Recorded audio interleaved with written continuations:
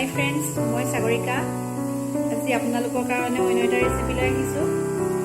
তাৰ কাৰণে মোক লাগিব অলপ সয়াবিন, মিঠাতেল, নিমখ, হালধি, ৰেড চিলি পাউডাৰ, ধনিয়া পাউডাৰ, এটা বিলাহী, আদা, নহৰু, গোটা জিৰা, এটা জলকীয়া আৰু পিঁয়াজ। তেনেহ'লে বলক ষ্টাৰ্ট কৰোঁ।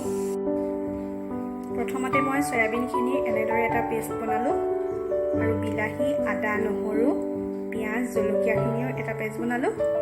আৰু এতিয়া কেৰাহী গৰম হৈ গৈছে। ইয়াত মই দিছোঁ তেল।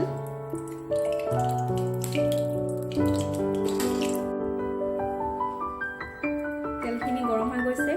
এতিয়া ইয়াত দিছোঁ কেইটামান গোটা জিৰা, তাৰপাছত দিছোঁ আদা নহৰু পেষ্ট,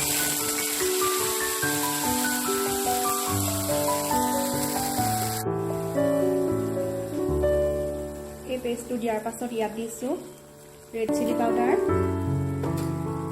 ধনিয়া পাউডাৰ, হালধি। আপোনালোকে গেছৰ ফ্লেমটো মিডিয়ামত ৰাখিলে হ'ব। আৰু এতিয়া মই এনেদৰে ভাজি লৈছোঁ। বিলাহীখিনিৰ পৰা তেল বাঢ়ি হৈছে আৰু এতিয়া মই ইয়াত দিছোঁ পেষ্ট কৰি ৰখা সয়াবিনখিনি।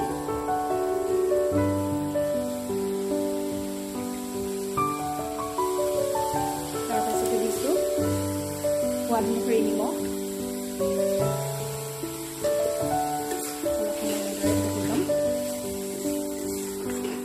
মিডিয়াম ফ্লেমত হাই ফ্লেম নকৰিব, কাৰণ সয়াবিনৰ চব ভাজিখিনি লাগি ধৰিব পাৰে।